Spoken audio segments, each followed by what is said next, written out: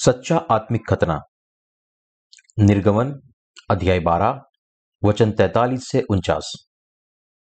फिर यहोवा ने मूसा और हारून से कहा, फसह के पर्व की विधि यह है, कोई भी परदेसी उसमें से न खाए, पर जो किसी का मोल लिया हुआ दास हो और तुम लोगों ने उसका खतना किया हो, वह तो उसमें से खा सकेगा, पर परदेशी और मजदूर उसमें से न खाए। उसका खाना एक ही घर में हो, अर्थात तुम उसके मांस में से कुछ घर के बाहर न ले जाना, और बलि पशु की कोई हड्डी न तोड़ना। पर्व का मनाना इजराइल की सारी मंडली का कर्तव्य है। और यदि कोई परदेसी तुम लोगों के संग रहकर यहोवा के पर्व को मनाना चाहे, तो वह अपने यहां के सब पुरुषों का खतना कराए, तब वह समीप आकर उसको माने, और वह देशी मनुष्य के तुल्य ठहरेगा। पर कोई भी खतना रहित मनुष्य उसमें से न खाए न पिए। उसकी व्यवस्था देसी और तुम्हारे बीच में रहने वाले परदेसी दोनों के लिए एक ही हो। पुराने नियम में इजरायलियों को परमेश्वर की संतान होने के लिए अनिवार्य शर्त कौन सी थी? उनको खतना करवाना पड़ता था। जो परमेश्वर में विश्वास करते हैं, उनके लिए परमेश्वर का वचन पुराना नियम व नया नियम दोनों महत्वपूर्ण एवं बहुमूल्य है। हम वचनों के एक भी भाग को छोड़ नहीं सकते, क्योंकि परमेश्वर का वचन जीवन का वचन है। आज का परिच्छेद हमें कहता है कि जो कोई भी फसह का पर्व मनाना चाहे, उसे पहले खतना करवाना होगा। परमेश्वर ने हमसे यह कहा है, इसके बारे में हमें सोचना चाहिए। जिसका खतना नहीं हुआ है, वह फसह के पर्व नहीं मना सकता। यदि हम यीशु में विश्वास करते हैं, तो परमेश्वर के उद्देश्य के लिए इस आदेश को हमें समझना चाहिए। खतना पुरुष लिंग के अग्र भाग को ढकने वाली चमड़ी को काटना है। क्यों परमेश्वर ने अब्राहम और उसके वंशजों को खतना करने के लिए कहा? इसका यह कारण है कि परमेश्वर ने प्रतिज्ञा की थी कि केवल वह जो पाप से अलग है, वही उसकी प्रजा है। इसलिए वह पुराने नियम में इजराइल की प्रजा से खतना करने को कहता है। परमेश्वर की प्रजा कहलाने के लिए इजरायली लोगों का खतना किया जाता था। यह परमेश्वर का नियम था, जो पवित्रीकरण का आधार है। और वे जो परमेश्वर से अपने खतना करके द्वारा पापों से संबंध समाप्त कर देते हैं, वह उनका परमेश्वर हो जाता है। इसके अलावा नए नियम में वह उनका परमेश्वर है, जो विश्वास के द्वारा पाप से अलग किए गए हैं। फसह का पर्व। फसह का पर्व क्या था? इजरायलियों के लिए यह वह दिन है जब परमेश्वर उनको मिस्र देश की गुलामी से निकाल कर लाया था। इसी के कारण स्मरण में और परमेश्वर के लिए यह धन्यवाद का दिन था। इजराइल की प्रजा के लिए सबसे महत्वपूर्ण विश्राम का दिन फसह का पर्व था। यह मिस्र देश से बाहर निकलने को स्मरण करने और परमेश्वर को धन्यवाद देने का दिन था, जहां इजरायली लगभग 400 वर्षों तक गुलाम के रूप में रहे थे। परमेश्वर ने 10 महामारी भेजकर फिरौन के कठोर हृदय को बदल दिया था। इसका यह अर्थ है कि उसने इजराइल की प्रजा को मिस्र से बाहर निकाला और कनान देश पहुंचाया। इजराइल के लोगों को अंतिम महामारी से बलिदान किए गए पहिलौठे के मारे जाने के और उसके लहू और खतने के द्वारा बचाया गया। इसलिए परमेश्वर ने उनसे कहा कि फसह का पर्व उसकी दया की स्मृति में पीढ़ी से पीढ़ी तक मनाना। फसह के पर्वों को मनाने के लिए इजरायली लोगों को क्या करना पड़ता था? फसह के पर्वों को मनाने के लिए इजरायली लोगों को उनको अपना खतना करवाना पड़ता था। हम जानते हैं कि आत्मिक फसह मनाने की आज्ञा में हमें हमारे हृदय का खतना करना चाहिए। इजरायली लोग फसह पर्व में खतने का बार बार पालन करते थे। यह निर्गमन अध्याय 12 वचन 43 से 49 में लिखा है कि यहोवा ने मूसा और हारून से कहा, फसह के पर्व की विधि यह है, कोई भी परदेसी उसमें से न खाए, पर जो किसी का मोल लिया हुआ दास हो और तुम लोगों ने उसका खतना किया हो, वह तो उसमें से खा सकेगा, पर परदेसी और मजदूर उसमें से न खाए। उसका खाना एक ही घर में हो, अर्थात तुम उसके मांस में से कुछ घर के बाहर न ले जाना, और बलि पशु की कोई हड्डी न तोड़ना। पर्व का मनाना इजराइल की सारी मंडली का कर्तव्य है। और यदि कोई परदेसी तुम लोगों के संग रहकर यहोवा के पर्व को मनाना चाहे, तो वह अपने यहां के सब पुरुषों का खतना कराए, तब वह समीप आकर उसको माने, और वह देसी मनुष्य के तुल्य ठहरेगा। पर कोई भी खतना रहित मनुष्य उसमें से न खाए न पिए। उसकी व्यवस्था देसी और तुम्हारे बीच में रहने वाले परदेसी दोनों के लिए एक ही हो। तब परमेश्वर ने इजराइलियों से कहा कि खतना विधि के बाद फसह का पर्व मनाना। वे कौन थे जिन्हें फसह के पर्व में मेमने का मांस खाने और फसह का पर्व मनाने की अनुमति थी? केवल वह जिसका खतना किया गया हो फसह के पर्व को मना सकेगा। फसह का मेमना, जैसा हम सब जानते हैं, यीशु मसीह है। उसने संसार के पापों को अपने ऊपर उठा लिया। तब पुराने नियम और नए नियम में खतना क्या है? खतने का अर्थ पुरुष के लिंग के अग्रभाग को ढकने वाली त्वचा को काटना है। इस संसार में यीशु मसीह को भी जन्म के 8वें दिन के बाद खतना किया गया।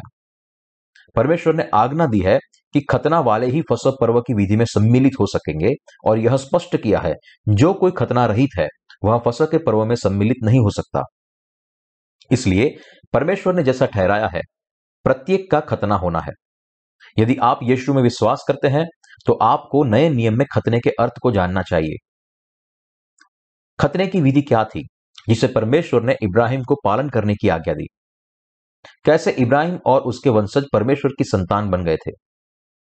खतना करवाने के द्वारा। उत्पत्ति में परमेश्वर अब्राहम के सामने प्रकट हुआ और उसके साथ और उसकी संतानों के साथ वाचा बांधी। उत्पत्ति अध्याय 15 में परमेश्वर ने अब्राहम की संतानों से प्रतिज्ञा की कि वे आकाश के तारों के समान असंख्य होंगे और वह उन्हें उत्तराधिकारी में कनान देश देगा। और अध्याय 17 में वह अब्राहम से कहता है कि यदि वह और उसके वंशज वाचा के देश में प्रवेश करे और खतना करे, तब वह उनका परमेश्वर होगा और वे उसके लोग कहलाएंगे। परमेश्वर की यह वाचा अब्राहम और उसकी संतानों के साथ थी। परमेश्वर ने प्रतिज्ञा की कि जब वे उसकी वाचा पर विश्वास करेंगे और खतना करेंगे, जिसका अर्थ था कि वे उसकी प्रजा बन जाते हैं और वह उनका परमेश्वर हो जाता है। उत्पत्ति अध्याय 17 वचन 7 से 8 कहता है, मैं तेरे साथ और तेरे पश्चात पीढ़ी पीढ़ी तक तेरे वंशज के साथ भी इस आशय की युग युग की वाचा बांधता हूं कि मैं तेरा और तेरे पश्चात तेरे वंश का परमेश्वर रहूंगा, और मैं तुझको और तेरे पश्चात तेरे वंश को भी यह सारा कनान देश जिसमें तू परदेसी होकर रहता है इस रीति से दूंगा कि वह युग युग उनकी निज भूमि रहेगी और मैं उनका परमेश्वर रहूंगा। यह खतना अब्राहम और उसके वंशजों के साथ परमेश्वर की वाचा का चिन्ह था। आत्मिक खतने का अर्थ क्या है? आत्मिक खतना क्या है? यह हमारे हृदय के सारे पापों को यीशु के बपतिस्मा में विश्वास करने के द्वारा अलग करना है। क्योंकि अब्राहम ने परमेश्वर के वचन पर विश्वास किया था, परमेश्वर ने उसे धर्मी और अपनी संतान बनाया। यह खतना परमेश्वर और अब्राहम के मध्य वाचा का चिन्ह था। उत्पत्ति अध्याय 17 वचन 10 में लिखा है, मेरे साथ बांधी हुई वाचा का पालन तुझे और तेरे पश्चात तेरे वंश को करना पड़ेगा। यह वह है, तुम में से एक एक पुरुष का खतना हो। शारीरिक खतने का अर्थ पुरुष लिंग के अग्रभाग की चमड़ी को काटना है। आत्मिक रूप से यह यीशु के बपतिस्मा में हमारे विश्वास के द्वारा हमारे सारे पापों यीशु के ऊपर डाल दिए जाने का प्रतीक है। हमारा आत्मिक रूप से खतना तब होता है जब हम यीशु के बपतिस्मा के माध्यम से पानी और आत्मा के सुसमाचार के उद्धार को स्वीकार करने के द्वारा अपने सारे पापों से अलग हो जाते हैं। नए नियम में खतना यीशु के बपतिस्मा के माध्यम से अपने सारे पापों से अलग होना है। इसलिए पुराने नियम में खतना, नए नियम में यीशु का बपतिस्मा है, और दोनों ही परमेश्वर की वाचा है जो हमें उसकी संतान बनाती है। इसलिए पुराने नियम में खतना और नए नियम में यीशु का बपतिस्मा दोनों एक ही है और एक जैसे ही है। जैसे ही अब्राहम की संतान खतना करते थे, वे परमेश्वर के लोग बन जाते थे। हम भी परमेश्वर की संतान बन जाते हैं जब हम अपने मनों से सारे पापों का काट कर उसे अलग कर देते हैं। यह हम विश्वास करने के द्वारा करते हैं कि संसार में पाप नहीं है, क्योंकि जब यीशु यूहन्ना बपतिस्मा देने वाले से बपतिस्मा लेता था, तब जगत के सारे पापों को उसने उठा लिया था। यीशु का बपतिस्मा सब पापियों को उनके पापों से काट कर अलग कर देता है और उसको धर्मी बना देता है। जैसा कि खतने की विधि में पुरुष लिंग के अग्रभाग की चमड़ी को अलग किया जाता था, इसलिए जब यीशु ने यरदन नदी में यूहन्ना बपतिस्मा देने वाले के द्वारा बपतिस्मा लिया, तब मनुष्य जाति के पापों को उनकी हृदय से काट दिया गया। जो यह विश्वास करता है उसका आत्मिक रूप से खतना होता है और वे परमेश्वर के धर्मी लोग हो जाते हैं। गलत विश्वास जो लोगों को परमेश्वर से अलग करता है। क्या है जो इजरायलियों को परमेश्वर से दूर करता है? खतना रहित होना। परमेश्वर ने अब्राहम से कहा, खतना रहित पुरुष अर्थात जिसका खतना नहीं किया गया है वह अपने लोगों में से नष्ट किया जाएगा। तब शारीरिक खतना क्या है और आत्मिक खतना क्या है? यदि शरीर का खतना हमारे एक हिस्से में चमड़ी के टुकड़े को काटना है, तो आत्मिक खतना हमारे हृदय के सारे पाप काटकर अलग कर उन्हें यीशु के बपतिस्मा के द्वारा उसके ऊपर डाल दिया जाना है। यीशु का बपतिस्मा मनुष्य जाति का आत्मिक खतना है। इसके द्वारा सारे संसार के पापों को हमसे अलग करके यीशु के ऊपर डाल दिया गया है। इस कारण यीशु को यूहन्ना बपतिस्मा देने वाले ने बपतिस्मा दिया और सारी मनुष्य जाति को आत्मिक खतने के द्वारा बचाया और उनके सारे पापों को अलग कर दिया। सारी मनुष्य जाति के पापों को यीशु के ऊपर डाल दिया गया। परमेश्वर अब्राहम का, इसहाक का, याकूब का और अब्राहम के सब वंशजों के साथ परमेश्वर ने एक वाचा स्थापित की थी। उन सबका परमेश्वर हो गया और उसने उनके खतने के द्वारा ऐसा किया। इस प्रकार वह उनका परमेश्वर है जिन्होंने अपने सारे पापों को खतने के द्वारा अलग कर दिया। खतना क्या पाप को काटता है? यह अब्राहम के साथ परमेश्वर की वाचा है और उन सबके साथ जो यीशु के बपतिस्मा और क्रूस पर उसकी मृत्यु को अपनी मुक्ति के लिए विश्वास करने के द्वारा नया जन्म लेते हैं। इस तरह वह हमें अपनी संतान होने का अधिकार देता है। इसी प्रकार वह उनका परमेश्वर है जिनका खतना हो गया है। परमेश्वर अब्राहम से बोला, उत्पत्ति अध्याय 17 वचन 12 से 14, पीढ़ी पीढ़ी में केवल तेरे वंश ही के लोग नहीं, पर जो तेरे घर में उत्पन्न हुआ हो अथवा परदेशियों से रुपये कर मोल लिया गया, ऐसे सब पुरुष भी जब 8 दिन के हो जाए तब उसका खतना कर दिया जाए। जो तेरे घर में उत्पन्न हो अथवा तेरे रुपयों से मोल लिया हो उसका खतना अवश्य ही किया जाए। इस प्रकार मेरी वाचा जिसका चिन्ह तुम्हारी देह में होगा वह युग युग रहेगी। जो पुरुष खतना रहित रहे अर्थात जिसकी चमड़ी का खतना न हो वह प्राणी अपने लोगों में से नष्ट किया जाए, क्योंकि उसने मेरे साथ बांधी वाचा को तोड़ दिया। जो कोई बिना आत्मिक खतने के यीशु के पास आने की कोशिश करे वह अपने लोगों में से नष्ट किया जाएगा। नए नियम में आत्मिक खतना यीशु का बपतिस्मा है जिसके द्वारा संसार के सारे पापों को उसके ऊपर डाल दिया गया था।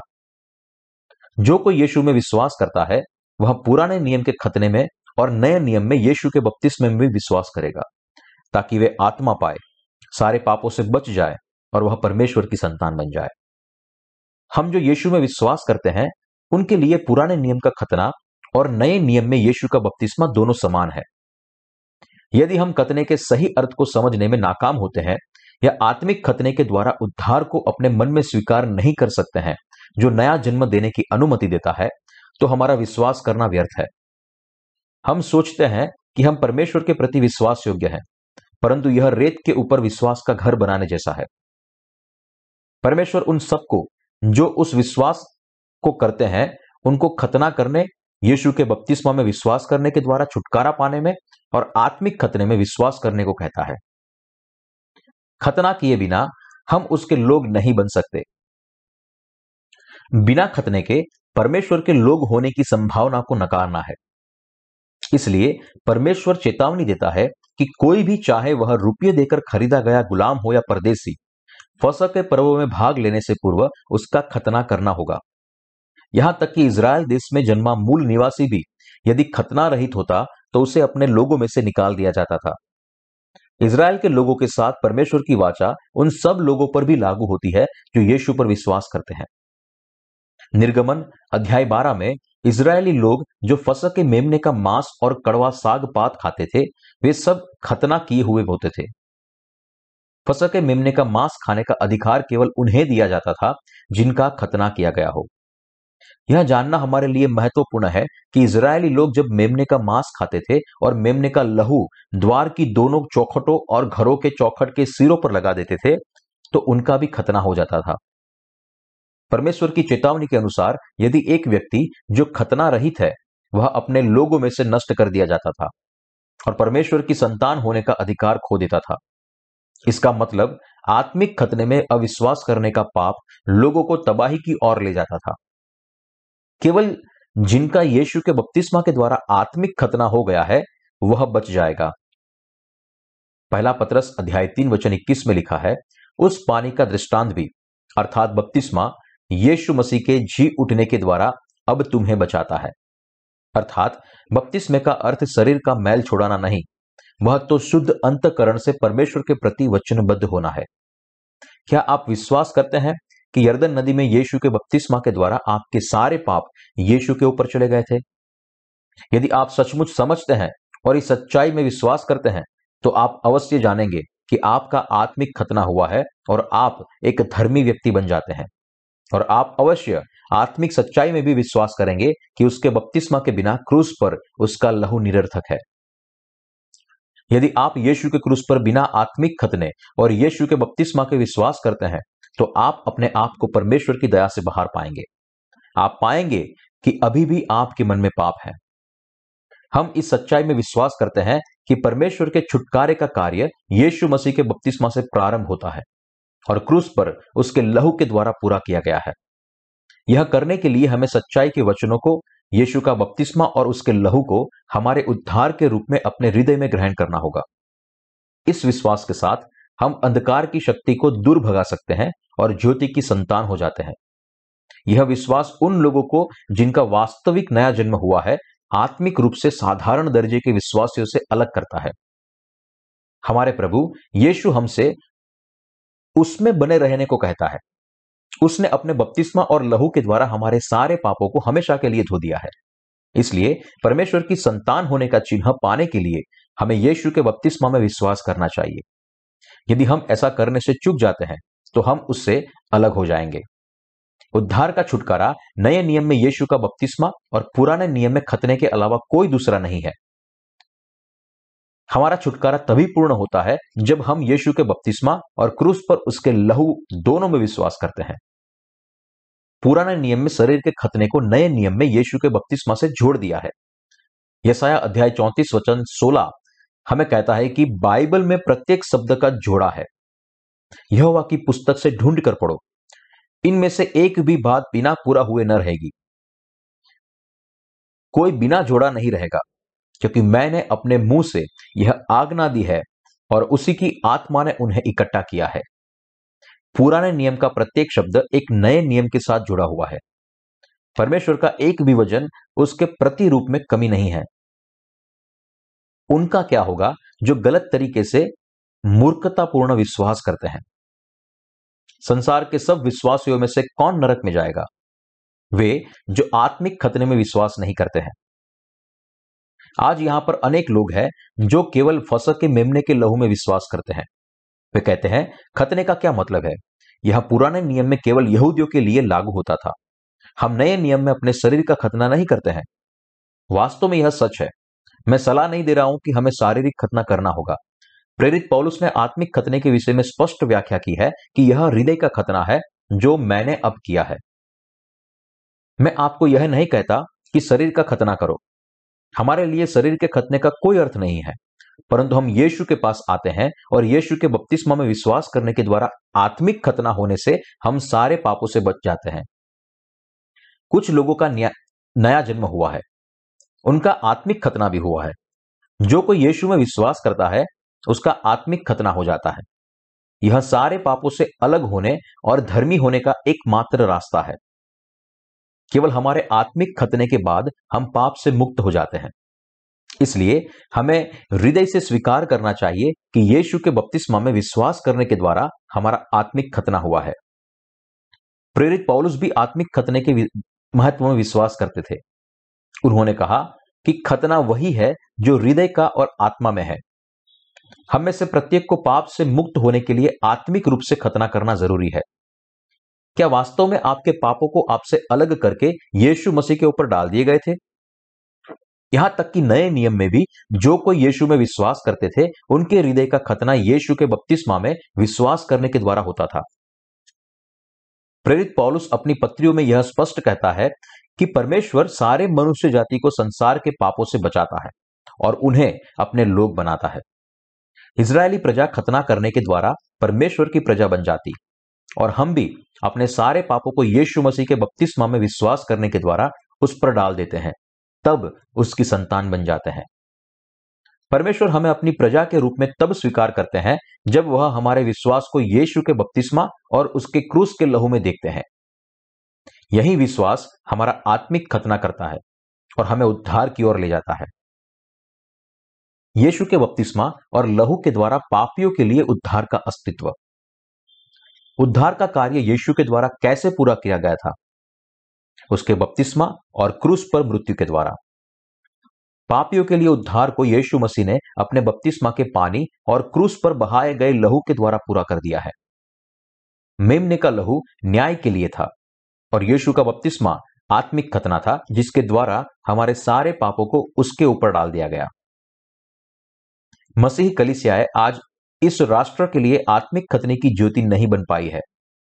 हालांकि इन दिनों में पुराने नियम के खतने का कोई अर्थ नहीं है, फिर भी यीशु के बपतिस्मा की उपेक्षा नहीं की जा सकती। मैं आपसे कहता हूं कि आपके सारे पापों को यीशु के बपतिस्मा के द्वारा दूर कर दिया गया है और यीशु के बपतिस्मा ने आपको सारे पापों से बचा लिया है। क्या आप इसमें विश्वास करते हैं?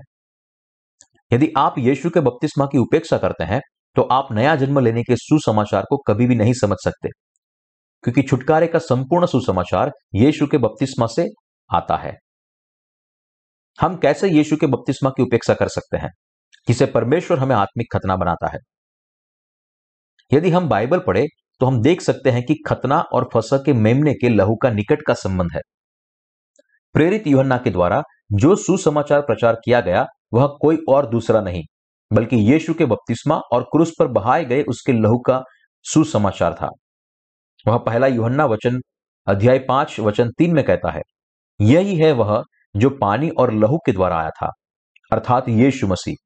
वह न केवल पानी के द्वारा वरन पानी और लहू के द्वारा आया था। वह कहता है, यीशु पानी, लहू और आत्मा के द्वारा आया, न केवल पानी के द्वारा और न केवल लहू के द्वारा, वरन पानी, लहू और आत्मा, इन तीनों के द्वारा आया। यह तीनों तत्व यीशु के बपतिस्मा, क्रूस पर यीशु का लहू और मृतकों में से पुनरुत्थान एक ही बात है। यह हमारे उद्धार का प्रमाण है। क्यों बाइबल यीशु के बपतिस्मा और उसके लहू के विषय में बताती है? क्या इज़राइल के लोग केवल फसह पर्व के दिन केवल मेमने के लहू द्वारा बचाए गए थे? नहीं, फसह पर्व मनाने से पहले उनका खतना हो चुका था। यीशु का बपतिस्मा और क्रूस पर उसका लहू जो हमें पानी और आत्मा से नया जन्म देने की अनुमति देता है। निर्गमन अध्याय 12 कहता है, तुम अपने लिए एक मेमना लेना और उसका कुछ लहू लेकर घर के द्वार की चौखट के सिरे और दोनों अलंगों पर लगाना। जब मैं लहू देखूंगा तो वहां से आगे बढ़ जाऊंगा। इसे जानिए, क्या यह संभव है कि हम केवल फसह के मेमने के लहू में विश्वास करने के द्वारा अपने सारे पापों से बच सकते हैं? तब नए नियम में यीशु के बपतिस्मा के बारे में अधिक से अधिक क्यों कहा गया है? प्रेरित कहते हैं, उसी के साथ बपतिस्मा में गाड़े गए। तुम में से जितनों ने मसीह में बपतिस्मा लिया है उन्होंने मसीह को पहन लिया है, अर्थात बपतिस्मा यीशु के जी उठने द्वारा अब तुम्हें बचाता है। प्रेरित पतरस, पौलुस और अन्य यीशु मसीह के सभी चेलों ने यीशु के बपतिस्मा के बारे में कहा है। यह यीशु का यरदन नदी में बपतिस्मा है जिसे उन्होंने संदर्भित किया है, और यही यीशु के बपतिस्मा और क्रूस पर उसके लहू में विश्वास है जो पानी और आत्मा से नया जन्म लेने की सच्चाई है। आपको सच्चाई बताऊं, पहले 10 वर्षों में बिना यीशु के बपतिस्मा को जाने केवल उसके लहू में विश्वास करता था, परंतु यह स्वयं की बुद्धि मेरे हृदय के पापों को दूर नहीं करता था। मैं यीशु में अपने सारे हृदय से विश्वास करता था, परंतु मेरा हृदय अभी भी पाप से भरा हुआ था। 10 वर्षों के बाद मैंने आत्मिक खतने के अर्थ को खोजा और तब मेरा नया जन्म हुआ। केवल तभी मैंने सच्चाई को स्वीकार किया। पुराने नियम में खतना नए नियम में यीशु के बपतिस्मा का प्रतीक है। मैंने इस पर विश्वास किया और अभी भी करता हूं। नए नियम में यीशु का लहू और उसके बपतिस्मा दोनों में विश्वास करना, क्या यह सच्ची आस्था है? क्या मेरा विश्वास बाइबल के अनुसार सच्चा है? इसके बाद मेरा नया जन्म हुआ, मैं इन बातों से अचंभित था। हालांकि मैं यीशु के बपतिस्मा और उसके लहू के संदेश में विश्वास करता हूं, फिर भी मेरे मन में प्रश्न था, क्या यही सच्चा विश्वास है कि जब यीशु का बपतिस्मा हुआ तब मेरे सारे पापों को यीशु के ऊपर डाल दिया गया? या यह सच्चा विश्वास है कि यीशु ने केवल अपनी क्रूस की मृत्यु के द्वारा मुझे बचाया? यह विश्वास करना पर्याप्त नहीं है कि यीशु मेरा प्रभु और उद्धार करता है। जब मैं निर्गमन अध्याय 12 पढ़ रहा था, तब मैंने इसके बारे में सोचा। बहुत से लोग आज निर्गमन 12 अध्याय को पढ़ते तो हैं, पर दोबारा कभी उस पर विचार नहीं करते। यह स्पष्ट है कि यीशु मसीह उनके उद्धारकर्ता के रूप में क्रूस के ऊपर मारा गया। वे सोचते हैं यह सही है। वे मसीह के लहू में विश्वास करते हैं और कहते हैं कि यीशु मसीह ही पर प्रभु है और परमेश्वर का पुत्र है, परंतु वे अभी भी पापी है। वे सोचते हैं कि यीशु पर उद्धारकर्ता के रूप में विश्वास करने के द्वारा वे बच जाएंगे, फिर भले ही उनके दिलों में पाप क्यों ना हो। इस प्रकार की आस्था सच्ची आस्था नहीं है। केवल यह आस्था उन्हें नया जन्म लेने में सहायता नहीं कर सकती। केवल यीशु का बपतिस्मा और उसका लहू हमें धर्मी बनाता है। तब निर्गमन अध्याय 12 का वास्तव में क्या अर्थ है? मैंने बाइबल के अंदर देखा और सोचने लगा, क्या केवल यीशु के लहू में विश्वास करना उचित है जबकि उसके बपतिस्मा की उपेक्षा की जाए? इसके पहले कि मैंने निर्गमन को पढ़ना समाप्त किया, मैंने इस सच्चाई को ढूंढ निकाला कि उद्धार केवल मसीह के लहू से नहीं है, बल्कि उसके बपतिस्मा के साथ ही है। मुझे निश्चय था कि मेरे हृदय का खतना यीशु के बपतिस्मा के साथ ही क्रूस पर उसके लहू के कारण भी है। क्यों अधिकांश मसीही अभी भी पापी है? क्योंकि वे यीशु के बपतिस्मा में विश्वास नहीं करते। निर्गमन अध्याय 12 वचन 37 और 49 में मैंने वास्तविकता को जाना कि फसह के मेमने का मांस खाने के पूर्व उसका खतना किया जाता था। इस कारण परमेश्वर ने पद 49 में कहा, उसकी व्यवस्था देशी और तुम्हारे बीच में रहने वाले परदेशी दोनों के लिए एक ही है। इसलिए जिसका खतना नहीं हुआ है वह फसह बलि का मांस नहीं खा सकता था। यह एक सच्चाई है जिसे मैंने पाया। उसी तरह जब हम यीशु पर अपने उद्धारकर्ता के रूप में विश्वास करते हैं, तो हमें पहले इस सच्चाई को स्वीकार करना चाहिए कि यीशु ने यरदन नदी में अपने बपतिस्मा के द्वारा हमारे सारे पापों को अपने ऊपर ले लिया था। और इसके बाद इस सच्चाई को स्वीकार करें कि यीशु मसीह हमारे इन पापों के लिए क्रूस पर मारा गया। जब मुझे एहसास हुआ कि यीशु ने अपने बपतिस्मा के द्वारा हमारे सारे पापों को अपने ऊपर उठा लिया था, उसकी वजह से क्रूस पर उसका न्याय हुआ, तब मुझे आत्मिक खतने का भी एहसास हुआ जो हमें जगत के सारे पापों और अपराधों से बचाता है। उसी पल मुझे एहसास हुआ कि मेरे सारे पाप मेरे हृदय से चले गए। मेरा हृदय हिम के समान श्वेत हो गया और अंत में मैंने अपने हृदय में पानी, लहू और आत्मा के सुसमाचार को ग्रहण किया। मुझे एहसास हुआ कि दो बातें हैं जो हमें बचाती है, पुराने नियम में खतना और मेमने का लहू, और नए नियम में यीशु के बपतिस्मा और क्रूस पर उसके लहू के द्वारा सारे पापों का उसके ऊपर डाला जाना। पुराने नियम में खतना और नए नियम में बपतिस्मा वास्तव में एक ही और समान भी है। यीशु मसीह का न्याय किया गया, इसलिए नहीं कि उसने कोई पाप किया था, लेकिन अपने बपतिस्मा के द्वारा उसने संसार के सारे पापों को अपने ऊपर ले लिया था। जो यह विश्वास करता है कि यूहन्ना बपतिस्मा देने वाला, जो मनुष्य जाति का प्रतिनिधि है, उसने यीशु को यरदन नदी में बपतिस्मा दिया और इसके द्वारा संसार के सारे पापों को उसके ऊपर डाल दिया, वो यीशु के बपतिस्मा और क्रूस पर उसके लहू दोनों में भी विश्वास करता है। क्यों बहुत से लोग उसमें बपतिस्मा का इनकार करते हैं, जबकि बाइबल में बार बार इसकी व्याख्या की गई है? यह इनकार करने के द्वारा वे अभी भी पापी है। भले ही वे यीशु में विश्वास करते हैं, लेकिन वे अभी भी परमेश्वर से अलग है। वे यीशु पर विश्वास करने के बावजूद भी नरक में जाएंगे। वे यीशु में विश्वास करने के बावजूद भी जैसे पापी हो सकते हैं। क्यों वे पापी के जैसे रहते हैं? क्यों वे बर्बादी की राह में नीचे जा रहे हैं? यह बहुत ही दुखदाई स्थिति है। वे लगातार पाप करते हैं क्योंकि वे इस सच्चाई में विश्वास नहीं करते कि संसार के सारे पापों को यीशु मसीह के ऊपर डाल दिया गया है, जो अपने आत्मिक बपतिस्मा के द्वारा सारे लोगों के लिए अनंत उद्धार को लाया था। लोग सोचते हैं कि वे यीशु के लहू में विश्वास करने के द्वारा बच जाते हैं, परंतु इस प्रकार का विश्वास कभी भी उन्हें पूर्ण नहीं बनाता। क्यों? क्योंकि वे अपने पापों को यीशु को सौंपने में असफल है। हम केवल पानी और उसके लहू में विश्वास करने से ही बच सकते हैं। यही एक मार्ग है जिसे परमेश्वर ने हमें दिया, उद्धार का आत्मिक खतना। तब और केवल तब हम परमेश्वर की सच्ची संतान हो सकते हैं। हम अपने आप से पूछे, यदि हम केवल आत्मिक खतने की भांति यीशु के लहू में विश्वास करें, तो क्या हम अपने पापों को परिपूर्ण रीति से धो सकते हैं? उत्तर प्राप्त करने के लिए हमें अपने हृदय की गहराई में झांक कर देखना होगा। पुराने नियम में लोग खतने और फसह के मेमने के लहू के द्वारा बचाए गए थे, जैसे हम यीशु के बपतिस्मा और क्रूस पर उसके लहू के द्वारा उद्धार को प्राप्त करते हैं। इस तरह हम परमेश्वर के न्याय से और इस पापमय संसार के बच जाते हैं। जो विश्वास करते हैं वे परमेश्वर की संतान बन जाते हैं और परमेश्वर उनका पिता बन जाता है। दो बातों पर विश्वास करने के द्वारा व्यक्ति बचाया जाता है और परमेश्वर का हो जाता है। पहला, खतना और फसह बलि का लहू, और दूसरा, यीशु का बपतिस्मा और उसके लहू के द्वारा यीशु के उद्धार। यह पानी, लहू और आत्मा से नया जन्म लेने का सच्चा अर्थ है। बाइबल में दर्शाया गया पानी और आत्मा का छुटकारा क्या है? क्या केवल यीशु के लहू में विश्वास करने से पापी धर्मी बन जाता है? कभी नहीं। यीशु स्वर्ग के सिंहासन को छोड़कर इस संसार में नीचे उतर आया। उन्होंने 30 वर्ष की उम्र में यूहन्ना बपतिस्मा देने वाले से संसार के सारे पापों को अपने ऊपर लेने के लिए पानी में बपतिस्मा लिया। क्रूस पर यीशु का लहू संसार के सब पापियों के पापों के लिए स्वयं को दोषी ठहराने के लिए था। यीशु मसीह इस संसार में उद्धारकर्ता के रूप में आए और सारे पापियों को उनके पापों से अपने पानी और लहू के द्वारा बचाने आए। क्या हम केवल लहू से नया जन्म लेते हैं?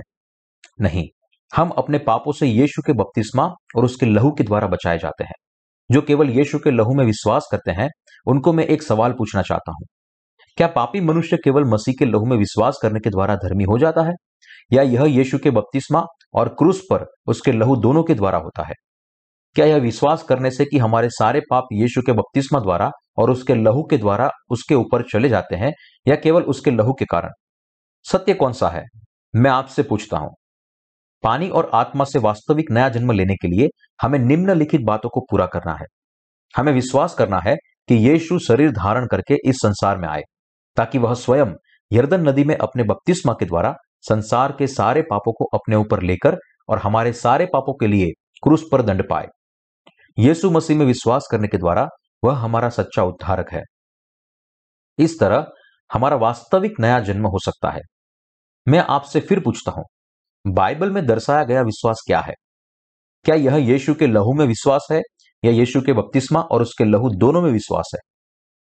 यीशु के लहू में विश्वास करना इस प्रकार है कि यीशु को संसार के सारे पापों के लिए सजा मिली और वह क्रूस पर दंडित किया गया।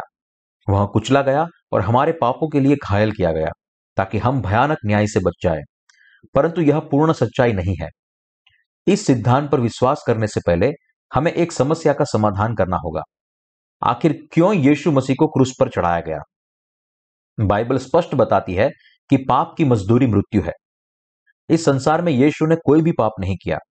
वह मानव शरीर में एक मनुष्य के रूप में कुंवारी मरियम से जन्मा, परंतु वह अभिव्यक्ति स्वरूप में अपने लोगों के लिए पवित्र परमेश्वर के पुत्र के रूप में पापियों का उद्धारकर्ता बन संसार में आया।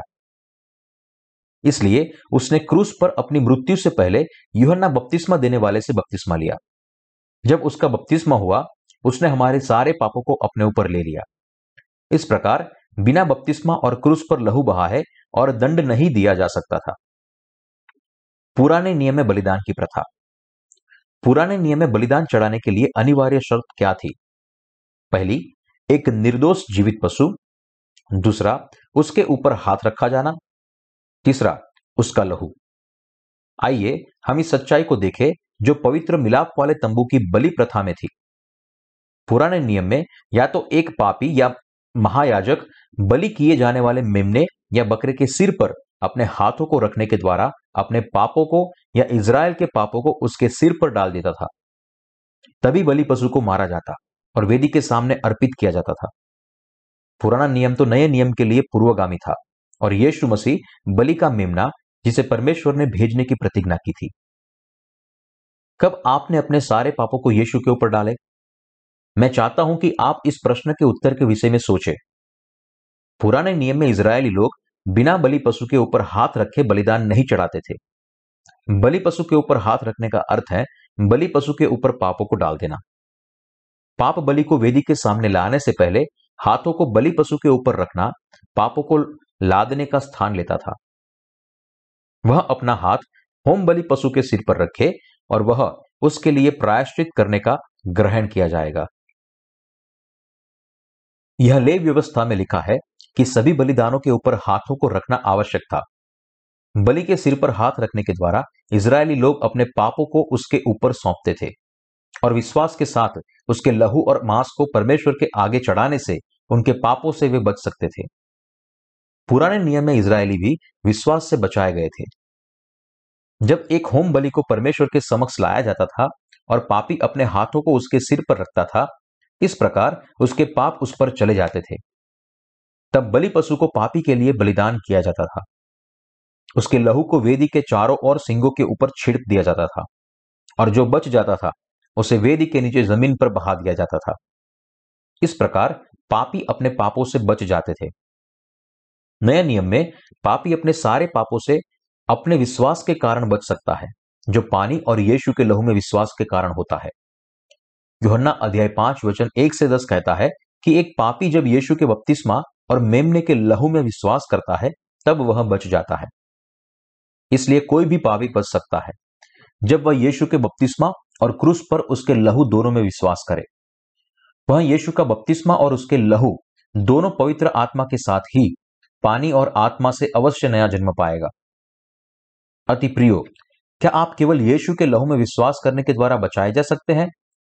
जो यह सोचते हैं कि वे केवल क्रूस के लहू में विश्वास करने से नया जन्म ले सकते हैं, उनके हृदयों में अभी भी पाप है। वरन हम यीशु के बपतिस्मा, जो नए नियम में आत्मिक खतना है, उस पर विश्वास करने के द्वारा सारे पापों से बच जाते हैं, जो पिछले समय पुराने नियम में वर्णित खतने के बराबर है। सभी संप्रदायों के अपने अपने सिद्धांत है। हम जानते हैं कि इन सब का नरक में जाना निश्चित है, नहीं तो वे अपने गलत विश्वास में सदा के लिए छोड़ दिए जाएंगे।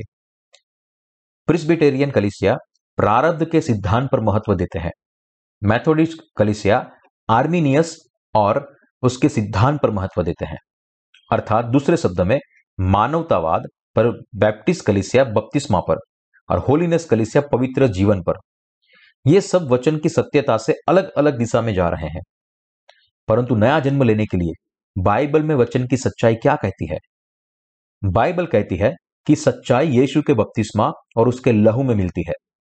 जो कोई विश्वास करता है और परमेश्वर के वचन का पालन करता है और पानी और आत्मा से नया जन्म में विश्वास करता है, अवश्य उद्धार पाएगा। यीशु के बपतिस्मा का रहस्य क्या है? नए नियम में आत्मिक खतना क्या है? यीशु का बपतिस्मा। यीशु का बपतिस्मा ही आत्मिक खतना था। पुराने नियम में परमेश्वर कहता है, जो कोई खतना रहित है उसे उसके लोगों में से नष्ट कर दिया जाएगा। हम जानते और विश्वास करते हैं कि नए नियम में आत्मिक खतना निश्चित रूप से यीशु का बपतिस्मा है, क्योंकि यूहन्ना बपतिस्मा देने वाले के द्वारा यीशु मसीह का बपतिस्मा उसकी लोक सेवकाई का आरंभ था। हम उसके बपतिस्मा में विश्वास करने के द्वारा अपना आत्मिक खतना कर सकते हैं। हम इन कारणों का ध्यानपूर्वक विचार करते हैं कि क्यों यीशु ने बपतिस्मा देने वाले यूहन्ना बपतिस्मा देने वाले से बपतिस्मा लिया। मत्ती अध्याय 3 वचन 13 से 15। उस समय यीशु गलील से यरदन के किनारे यूहन्ना के पास उससे बपतिस्मा लेने आया, परंतु यूहन्ना यह कहकर उसे रोकने लगा, मुझे तो तेरे हाथों से बपतिस्मा लेने की आवश्यकता है और तू मुझे मेरे पास आया है। यीशु ने उसको कहा और उत्तर दिया, अब तो ऐसा ही होने दे, क्योंकि हमें इसी रीति से सब धार्मिकता को पूरा करना उचित है। तब उसने उसकी बात मान ली। यीशु का बपतिस्मा यूहन्ना बपतिस्मा देने वाले के द्वारा यरदन नदी में, अर्थात मृत्यु की नदी में हुआ था। यूहन्ना ने यीशु के सिर पर अपने हाथों को रखा और उसे पूरी तरह पानी में डुबा दिया। यह सही तरीका है बपतिस्मा देने का। इस प्रकार यीशु ने संसार के सारे पापों को अपने ऊपर ले लिया। उसने ठीक उसी तरह बपतिस्मा लिया जैसा कि पुराने नियम में बलि पशु के सिर पर हाथों को रखने का संदर्भ दिया गया था। जो यीशु में विश्वास करते हैं उनके लिए यीशु का बपतिस्मा आत्मिक खतना है। इसी रीति से सब धार्मिकता को पूरा करना उचित है। यह उचित था कि यीशु ने सारे संसार के पापों को अपने ऊपर ले लिया और हमारा परमेश्वर और उद्धारकर्ता बन गया। इसलिए यह उचित था, जैसा कि लिखा गया है कि वह हमारे पापों को अपने सिर पर लेकर क्रूस पर मारा गया। यीशु के बपतिस्मा में सब पापियों को नया जन्म पाने की योग्य बनाने की सामर्थ है। और यही पानी और आत्मा के सुसमाचार का रहस्य है। पहली बात कि यीशु ने अपने लोक सेवकाई में सब पापियों को उनके पापों से यूहन्ना बपतिस्मा देने वाले के द्वारा बपतिस्मा लेने के द्वारा बचा लिया। बपतिस्मा का अर्थ है धो देना, मर जाना, सौंप देना। बपतिस्मा लेने के लिए परमेश्वर के द्वारा जो तरीका मांग किया गया था, यीशु ने स्वयं संसार के सारे पापों को अपने ऊपर ले लिया। यूहन्ना अध्याय 1:29। देखो, यह परमेश्वर का मेमना जो जगत का पाप उठा ले जाता है। यीशु के बपतिस्मा का अर्थ है कि संसार के सब लोग जो उस पर विश्वास करते हैं, उनका आत्मिक खतना हो जाता है। कुछ समय बाद वह परमेश्वर के मेमने के रूप में क्रूस पर चढ़ाया गया, जिसने संसार के सारे पापों को अपने ऊपर ले लिया और सब पापियों के बदले में न्याय को स्वीकार किया। इस प्रकार उसने सारी मनुष्य जाति को पाप से बचा लिया। इसलिए जो कोई यीशु के बपतिस्मा, पुराने नियम का खतना और क्रूस पर उसके लहू को उद्धार के तौर पर विश्वास करता है, वे अपने सारे पापों से बच जाता है। यीशु मसीह ने सारे पापियों को अपने बपतिस्मा और अपने लहू से बचा लिया है। यही आत्मिक खतने की सच्चाई है। क्या उद्धार केवल लहू के द्वारा है? नहीं, ऐसा नहीं है। यीशु संसार में किसके द्वारा आए? पानी, लहू के द्वारा। पहला यूहन्ना अध्याय 5:4-8 कहता है, क्योंकि जो कुछ परमेश्वर से उत्पन्न हुआ है वह संसार पर जय प्राप्त करता है, और वह विजय जिससे संसार पर जय प्राप्त होती है हमारा विश्वास है। संसार पर जय पाने वाला कौन है? केवल वह जिसका विश्वास यह है कि यीशु परमेश्वर का पुत्र है। यही है वह जो पानी और लहू के द्वारा आया था, अर्थात यीशु मसीह। वह न केवल पानी के द्वारा वरन पानी और लहू दोनों के द्वारा आया था। और जो गवाही देता है वह आत्मा है, क्योंकि आत्मा सत्य है। गवाही देने वाले तीन हैं, आत्मा, पानी और लहू, और तीनों एक ही बात पर सहमत हैं। प्रिय मसीहियों, आपके उद्धारकर्ता के रूप में उसके लिए आपकी गवाही क्या है? यह कोई और नहीं, यह परमेश्वर के पुत्र में विश्वास ही है, जो पानी और लहू के द्वारा आया। संसार को जीतने वाला जय क्या है? यह पानी और आत्मा में विश्वास की सामर्थ है। यह यीशु मसीह है जो पानी और लहू के द्वारा आया, और यह आत्मा है जो गवाही देता है, क्योंकि आत्मा सत्य है। यहां पर तीन बातें हैं जो पृथ्वी पर गवाही देती है, पानी, लहू और आत्मा, और ये तीनों एक ही में सहमत हैं। यीशु इस संसार में शरीर में आया, उसने बपतिस्मा लिया और क्रूस पर मरकर हमें अनंत दंड से बचाया। इसका प्रमाण है परमेश्वर द्वारा जो पानी और आत्मा के सुसमाचार में सब पापियों के लिए उद्धारकर्ता बन गया, और आत्मा है जो हम सबको बचाता है। यह हमारे लिए प्रमाण है कि यीशु इस संसार में शरीर में आत्मा के रूप में आया, जिसने यरदन नदी में बपतिस्मा लेकर हमारे सारे पापों को अपने ऊपर ले लिया और हमारे अपराधों के न्याय के लिए क्रूस पर अपना लहू बहाया। इस प्रकार वह पानी और आत्मा का मूल सुसमाचार है। पानी और लहू क्या है जो परमेश्वर के उद्धार की गवाही देते हैं? पुराने नियम में दर्शाए गए खतने का प्रतिरूप क्या है? यीशु का बपतिस्मा। पानी यीशु मसीह के बपतिस्मा को दर्शाता है। पुराने नियम में यीशु के बपतिस्मा का आश्चर्य खतने से है। पुराने नियम में खतने का प्रतिरूप नए नियम में यीशु का बपतिस्मा है। इसका प्रमाण है कि यीशु के बपतिस्मा में ही संसार के सारे पापों को यीशु पर डाल दिया गया था। कोई भी जो इस सच्चाई में विश्वास करता है वह परमेश्वर के सन्मुख खड़ा हो सकता है और शुद्ध मन से कह सकता है, प्रभु, आप मेरे उद्धार करता हो, क्योंकि मैं आपके पानी और आपके लहू में विश्वास करता हूं, जो पानी और आत्मा का सुसमाचार है। इसलिए मैं पाप से मुक्त हूं, मैं परमेश्वर की एक संतान हूं और आप मेरे उद्धार करता हो। हम सच्चे विश्वास के साथ इस दावे को ईमानदारी से व्यक्त करने में सक्षम है। हमारे यह कहने के लिए सक्षम है क्योंकि यीशु के बपतिस्मा और उसके लहू में हमारा विश्वास है। वह वचन क्या है जो हमें नया जन्म लेने की अनुमति देता है? यह यीशु मसीह का बपतिस्मा और क्रूस पर उसका लहू है, जो हमारे हृदय में उद्धार की गवाही देता है। यही पानी और आत्मा से नया जन्म लेने का सुसमाचार है। प्रिय मसीहियों, आपसे मैं फिर कहता हूं, क्या एक पापी केवल मसीह के लहू में विश्वास करने से बच सकता है? नहीं। उद्धार की मांग मात्र क्रूस पर उसकी मृत्यु में विश्वास करना नहीं है। यह तो केवल पानी और लहू दोनों में विश्वास करना है। पानी और आत्मा का सुसमाचार, जिससे पापी नया जन्म ले सके। आइए अब आपको मैं बाइबल से बताता हूं कि कौन पानी के बारे में कहता है, या दूसरे शब्दों में यीशु के बपतिस्मा के बारे में कहता है। पहला पतरस अध्याय 3 वचन 21 और 22 कहता है, उसी पानी का दृष्टांत भी अर्थात बपतिस्मा यीशु के जी उठने के द्वारा अब तुम्हें बचाता है। इससे शरीर के मैल को दूर करने का अर्थ नहीं है, परंतु शुद्ध विवेक से परमेश्वर के वश में हो जाने का अर्थ है। वह स्वर्ग पर जाकर परमेश्वर की दाहिनी ओर बैठ गया, और स्वर्गदूत और अधिकारी और सामर्थी उसके अधीन किए गए हैं।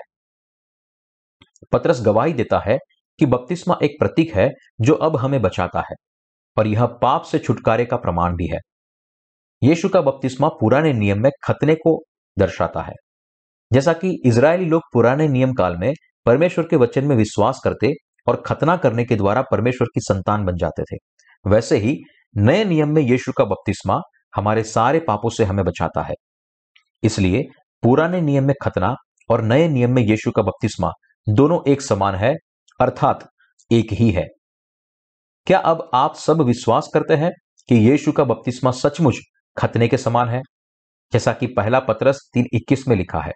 यह पानी उस बपतिस्मे का प्रतीक है जिससे अब तुम्हारा उद्धार होता है।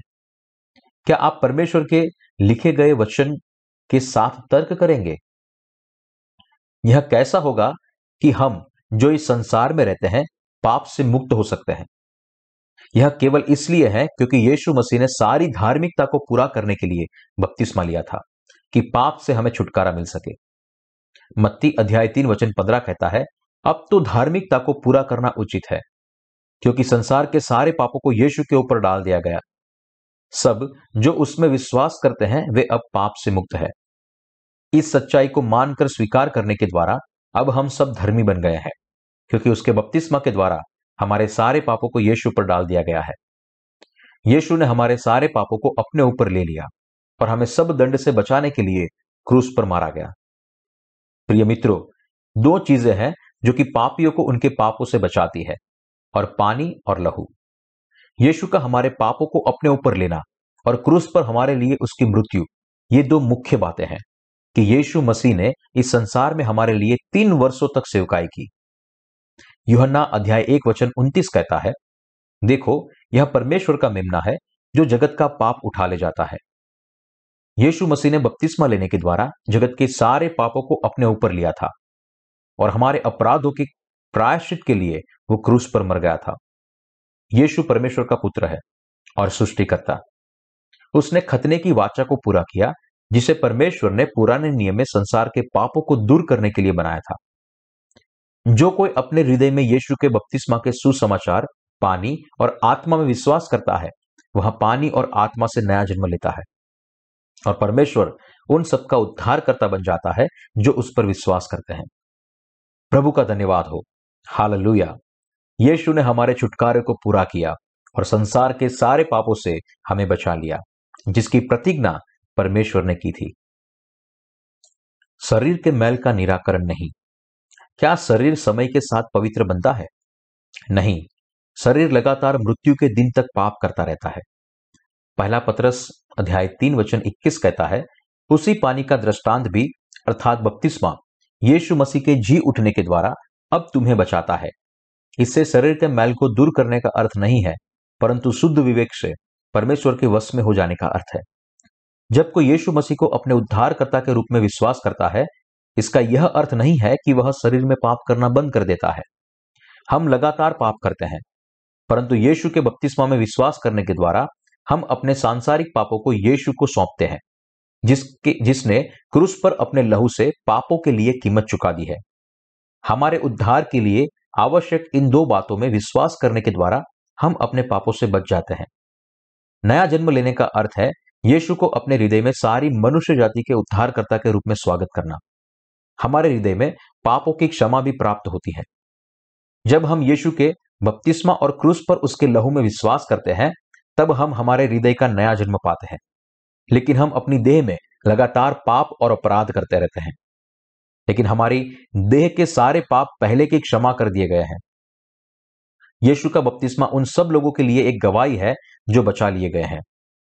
जब हम यीशु के बपतिस्मा द्वारा पाप क्षमा में विश्वास करते हैं तब अपने सारे पापों से अलग हो जाते हैं। जब हम उद्धार की सच्चाई यीशु के बपतिस्मा एवं पानी और आत्मा के सुसमाचार के द्वारा धर्मी होने को अपने हृदय में ग्रहण करते हैं तो हमारा नया जन्म होता है और हमें सारे पापों से अलग कर दिया जाता है। पुराने नियम में अब्राहम को धर्मी बनाए जाने का यही विश्वास है जिसके बारे में प्रेरित पौलुस ने कहा है, और यह उद्धार का प्रतीक भी है जिसकी गवाही पतरस ने दी है। जैसा कि अब्राहम ने परमेश्वर के वचनों को सुना और उसमें विश्वास किया और धर्मी ठहरा, जब हम यीशु के बपतिस्मा और क्रूस पर उसकी मृत्यु में विश्वास करते हैं तो बच जाते हैं। यूहन्ना अध्याय 1:12 कहता है, परंतु जितनों ने उसे ग्रहण किया उसने उन्हें परमेश्वर की संतान होने का अधिकार दिया, अर्थात उन्हें जो उसके नाम पर विश्वास रखते हैं। क्या आपने यीशु मसीह को स्वीकार किया है, जो हमें अपने बपतिस्मा और लहू के द्वारा हमारे सारे पापों से बचाता है? वह आपका उद्धार करता है। हमें इस छुटकारे को प्राप्त करना चाहिए जो परमेश्वर के पुत्र के पानी और लहू के द्वारा हमें दिया गया है। क्या छुटकारा यीशु के लहू से है? नहीं, यह यीशु के पानी और लहू के द्वारा है। बाइबल में यह स्पष्ट लिखा है कि छुटकारा यीशु के लहू के द्वारा नहीं है, यह तो यीशु के बपतिस्मा और लहू के द्वारा है।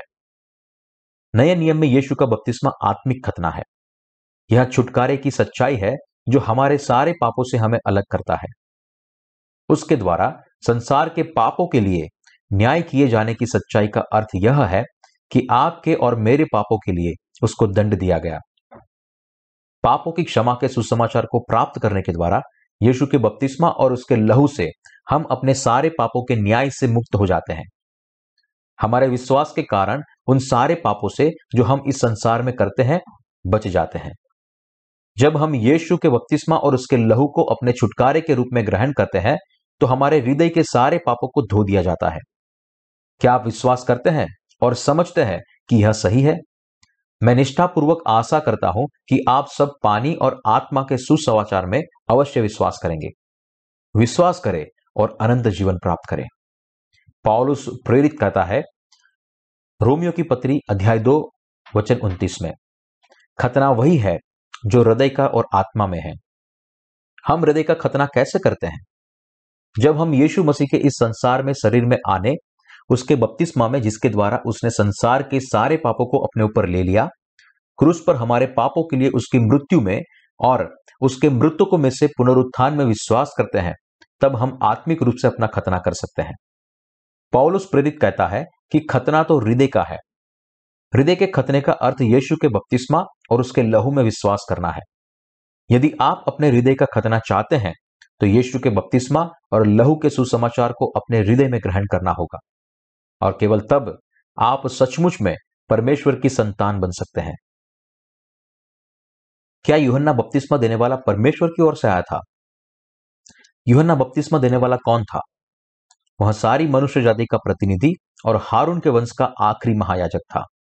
यहां हमें यह पूछने की आवश्यकता है कि यूहन्ना बपतिस्मा देने वाला कौन है जिसने यीशु मसीह को बपतिस्मा दिया? यूहन्ना बपतिस्मा देने वाला सारे मनुष्य जाति का प्रतिनिधि है। मत्ती रचित सुसमाचार अध्याय 11:11-14 कहता है, मैं तुमसे सच सच कहता हूं कि जो स्त्रियों से जन्मे हैं उसमें से यूहन्ना बपतिस्मा देने वाले से कोई बड़ा नहीं है, पर जो स्वर्ग के राज्य में छोटे से छोटा है वह उससे बड़ा है। यूहन्ना बपतिस्मा देने वाले के दिनों से अब तक स्वर्ग के राज्य में बलपूर्वक प्रवेश होता रहा है और बलवान उसे छीन लेते हैं। यूहन्ना तक सारे भविष्यवक्ता और व्यवस्था भविष्यवाणी करते रहे, और चाहो तो मानो कि एलिया जो आने वाला था वह यही है। प्रिय मसीहियों, यीशु कहता है कि जो स्त्रियों से उत्पन्न हुए हैं उनमें से कोई भी यूहन्ना बपतिस्मा देने वाले से बड़ा नहीं है। यूहन्ना बपतिस्मा देने वाले के जन्म के साथ परमेश्वर की प्रथम वाचा का युग, पुराने नियम के युग का समापन होता है।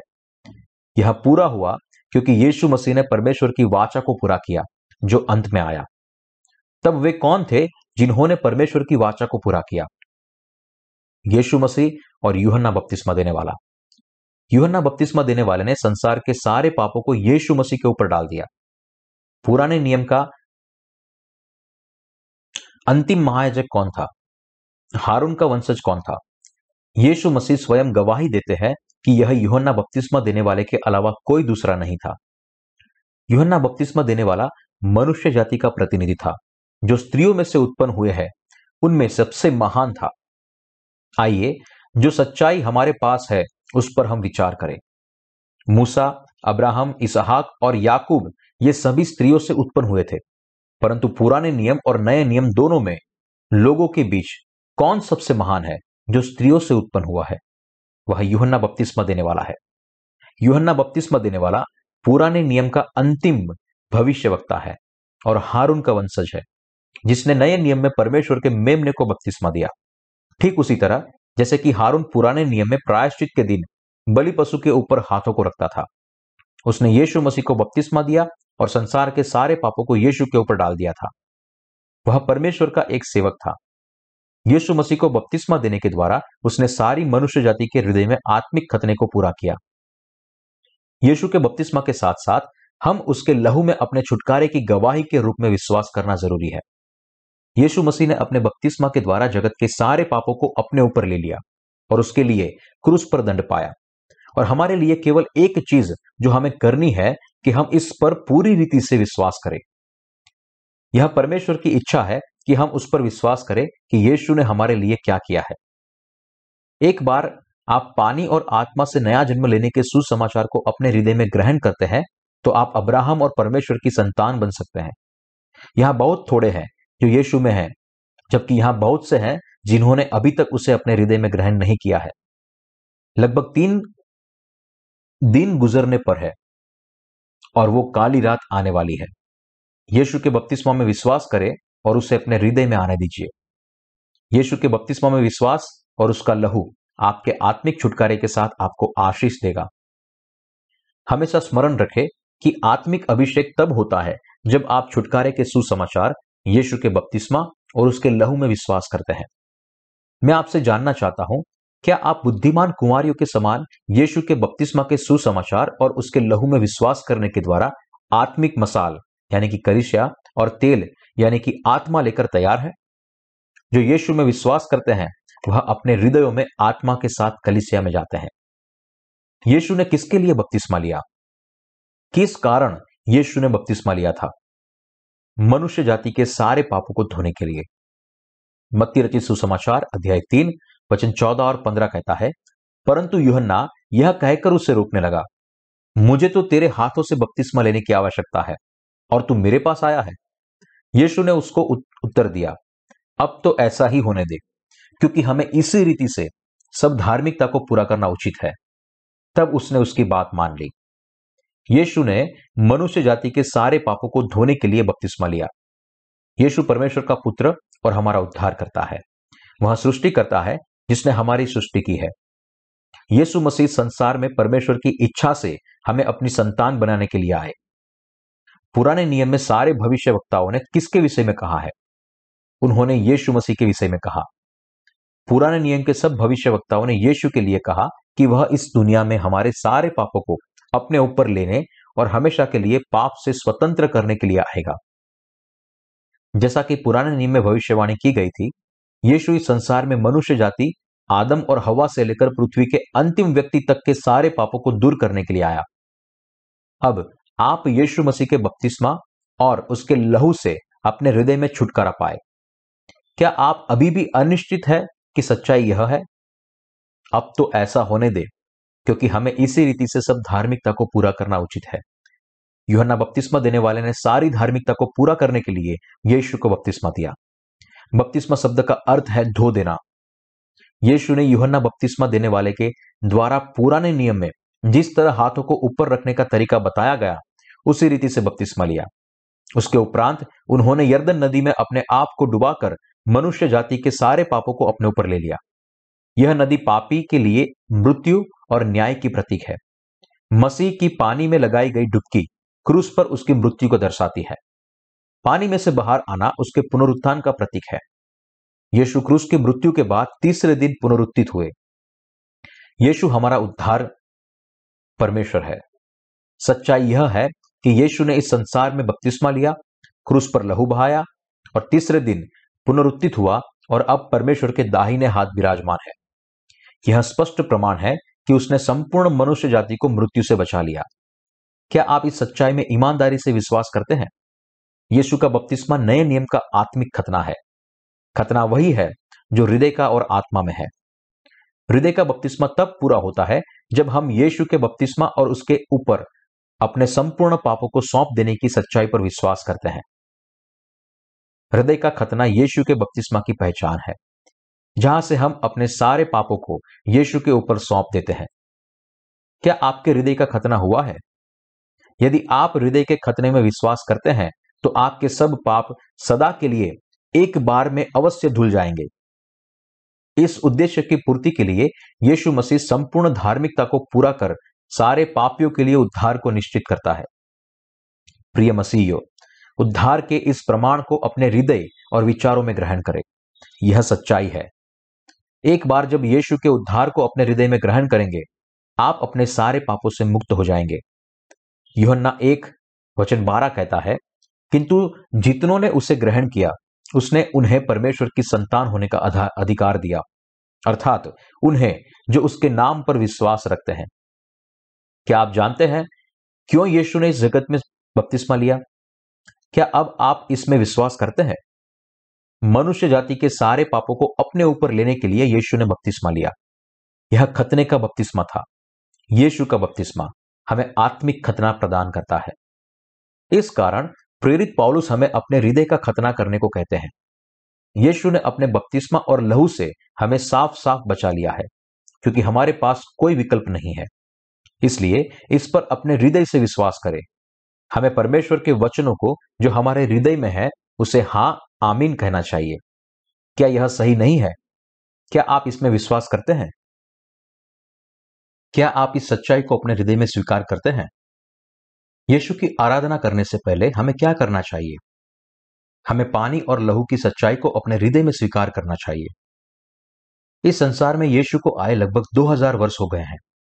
इन दिनों में और परमेश्वर के अनुग्रह के युग में यीशु के पानी और लहू की इस सच्चाई को अपने हृदय में स्वीकार करने के अलावा हमारे करने के लिए और यहां पर कुछ भी नहीं है। खतना जो हृदय का है, हमारे हृदय का खतना विश्वास करने के द्वारा हो गया है। हम केवल विश्वास से बचाए गए हैं। पुराने नियम में इजरायली लोग खतना और फसह के लहू से बचाए गए थे। इसके लिए मेमने के लहू को वे अपने घरों की चौखटों के सिरे और दोनों बाजुओं में लगा देते थे। जो कोई यीशु के बपतिस्मा और उसके लहू में विश्वास करे वह परमेश्वर के न्याय से नहीं डरेगा, क्योंकि वह उससे पार हो चुका है। परंतु जिसने अपने हृदय में इस सच्चाई को स्वीकार किया उन पर परमेश्वर का न्याय आ पड़ेगा। यहां बहुत से हैं जो यीशु में व्यर्थ में विश्वास करते हैं और इस प्रकार से अभी भी अपने पाप के गुलाम हैं। इस अवस्था में वे कैसे पहुंचे? क्या वे अभी भी पाप से कष्ट भुगत रहे हैं? यह केवल इसलिए कि वे यीशु के बपतिस्मा और उसके लहू की सच्चाई को नहीं जानते हैं। वे केवल यीशु के लहू में विश्वास करते हैं, उसके बपतिस्मा को छोड़ देते हैं या फिर उसे अनदेखा करते हैं। क्या उद्धार केवल यीशु के लहू में साधारण विश्वास करने से प्राप्त किया जा सकता है? क्या बाइबल हमें कहती है कि यह ऐसा है? पुराने नियम और नया नियम इसके बारे में क्या कहते हैं? बाइबल के अनुसार यह न केवल परमेश्वर के मेमने के लहू के द्वारा परंतु साथ ही यीशु के बपतिस्मा के द्वारा उद्धार प्राप्त होता है। क्या आप केवल यीशु के लहू में विश्वास करते हैं? जो ऐसा करते हैं उनके हृदयों में अभी भी पाप है। उन्हें अपने गलत विश्वास को छोड़कर सच्चे सुसमाचार की ओर लौटना होगा। जो विश्वास नहीं करते, अब उन्हें मालूम होना चाहिए कि वे भ्रमित हो गए हैं। वे नहीं जानते कि यीशु ने यरदन नदी में अपने बपतिस्मा के द्वारा संसार के सारे पाप अपने ऊपर ले लिए हैं। उन्हें अपनी गलती मान लेनी चाहिए कि यीशु के बपतिस्मा को अस्वीकार करके उन्होंने गलत अवश्य किया है। उन्होंने इसे अपने हृदय में स्वीकार करना चाहिए कि यीशु ने अपने बपतिस्मा के द्वारा संसार के सारे पापों को अपने ऊपर ले लिया है। उद्धार सुलभ है, लेकिन जब हम केवल यीशु के बपतिस्मा और उसके क्रूस दोनों में विश्वास करें तब। दूसरे शब्दों में, केवल पानी और आत्मा के सुसमाचार के द्वारा हम अनंत जीवन प्राप्त करने के योग्य होते हैं। प्रियो, क्या अभी भी आप केवल यीशु के लहू में विश्वास पर निर्भर होकर जीवित है? यदि यही स्थिति है तो निश्चित रूप से आपके हृदय में पाप है। यदि आप पाप करते हैं तो आपके हृदय में पाप है। यदि आप सोचते हैं कि व्यवस्था का पालन करके आप पापों से मुक्त हो जाएंगे तो यह केवल एक एहसास मात्र है जो आपकी भावना से बाहर आता है। यह पक्का विश्वास होने की अनुभूति परमेश्वर के वचन के अनुसार से ही आती है। अभी भी ज्यादा देर नहीं हुई है। सत्य हमें किससे स्वतंत्र करता है? पाप की व्यवस्था और मृत्यु से। अभी भी ज्यादा देर नहीं हुई है।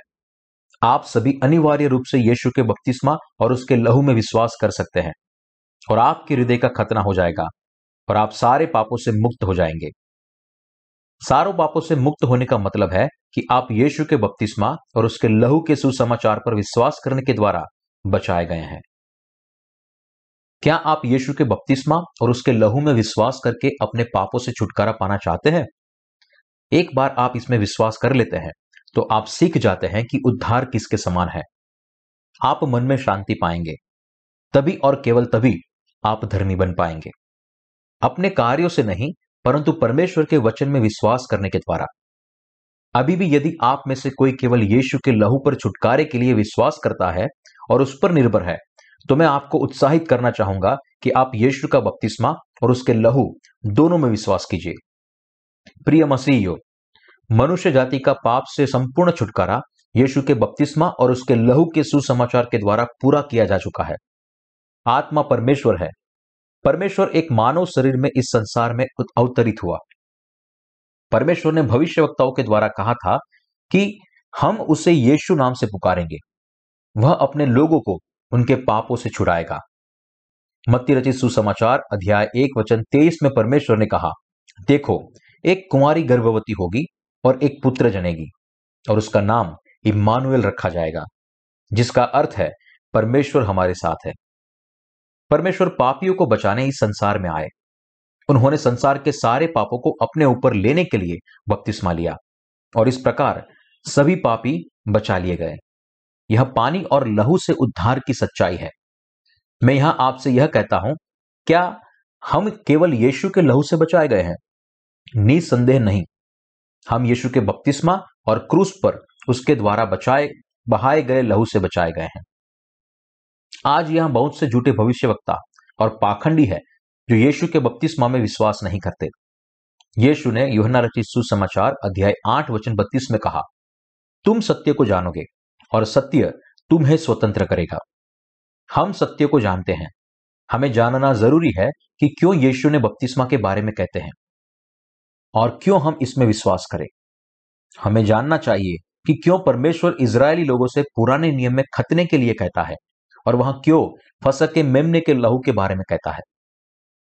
जब हम केवल कहानी के एक भाग को ही जानते हैं तो हम कभी भी सच्चाई को नहीं पहचान सकते।